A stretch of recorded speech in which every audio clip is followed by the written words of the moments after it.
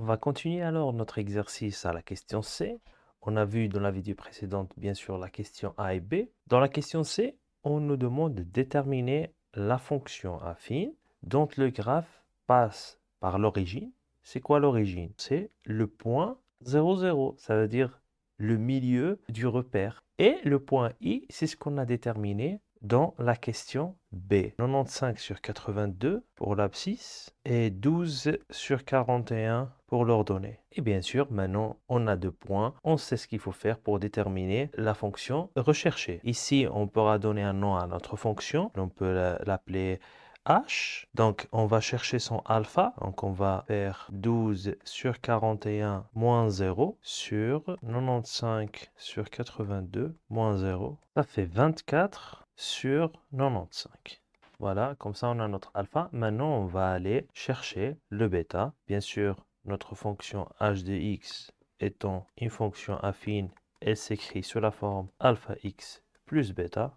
Je substitue le alpha par 24 sur 95 et puis je choisis un des deux points pour chercher bêta. Bien sûr, ici, le plus facile, c'est de choisir l'origine parce que c'est 0, 0. Donc, j'écris le point 0, 0 appartient à la courbe de h. J'écris C de h. C'est équivalent à dire que je remplace h de x par le 0 et je remplace x aussi par 0. Et donc, bêta égale à 0.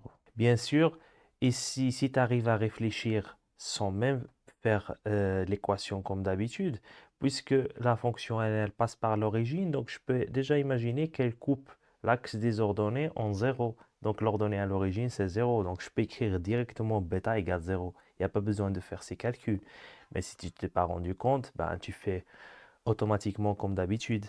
Et on écrit l'expression de la fonction, bien sûr, finale, qui est h de x égale 24 sur 95 x plus 0, bien sûr, on ne va pas l'écrire. Voilà. On passe maintenant à la question D. On cherche une nouvelle fonction affine, on va l'appeler I, dont le graphe est parallèle à celui de f et qui passe par le point 3, moins 2. Donc, on nous donne l'information que la fonction est parallèle à f. Ça veut dire quoi ça? Ça veut dire qu'elle a la même pente que f. On avait trouvé la pente, c'est moins 6 sur 7. Donc, on va écrire ici aussi, c'est moins 6 sur 7. On va écrire l'expression de la fonction I de x. Pour l'instant, on connaît que le alpha. Et on va dire que le point 3, moins 2 appartient à la courbe de I. Ceci, c'est équivalent à dire, on substitue dans l'équation, et puis on cherche le bêta. Et on trouve bêta égale à 4 sur 7. Et finalement, on écrit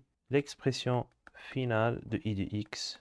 C'est moins 6 sur 7, x plus 4 sur 7. Voilà. On va passer maintenant à la question E. On cherche une nouvelle fonction qu'on pourra appeler J, la fonction affine J, qui, dans un repère orthonormé, ça veut dire un repère normal, il n'y a pas de piège, ça veut dire un repère dont les axes sont perpendiculaires et l'échelle sur l'axe des x, c'est la même que sur l'axe des y, c'est-à-dire l'unité c'est 1. On a l'information que cette fonction, son graphe est perpendiculaire à celui de f, donc on peut directement déduire la pente. Cette fois-ci, ce n'est pas la même, mais on a vu, il faut faire l'inverse de l'opposé. Pour la pente de f, c'était moins 6 sur 7. Du coup, ici, ça sera 7 sur 6. Donc, on a fait l'inverse et l'opposé. Et puis, on va chercher le bêta, bien sûr, de la même manière. On va écrire g de x égale 7 sur 6 x plus bêta. Et puis, on substitue. Une fois on a trouvé bêta, il ne faut toujours pas oublier d'écrire l'expression finale de la fonction en question. Donc ici, là, on trouve g de x égale 7 sur 6x plus 13 sur 2. La question F, on cherche aussi une nouvelle fonction. Donc dans ce cas-là, on pourra l'appeler k, qui est parallèle à la fonction g cette fois-ci. Ça veut dire quoi? Ça veut dire ça. Ça veut dire qu'il a la même pente que la fonction g. Pour g, on avait trouvé 4 sur 9 la pente. Alors, on va écrire 4 sur 9 direct. Puis maintenant, on va chercher le bêta, bien sûr, de la même manière. Donc, l'expression de k de x, c'est 4 sur 9 x moins 10 sur 3. Voilà. Pour g, on a une dernière fonction qu'on pourra appeler L qui est perpendiculaire à la fonction g. Et on a vu que la fonction g, sa pente, c'était 4 sur 9. Et donc, dans ce cas-là, la pente de L, ça serait moins 9 sur 4. Et donc, si on écrit l'expression de la fonction, c'est moins 9 sur 4 x plus bêta. On va substituer. Donc, L de x, c'est moins 9 sur 4 x plus moins 15 sur 4. Et voilà.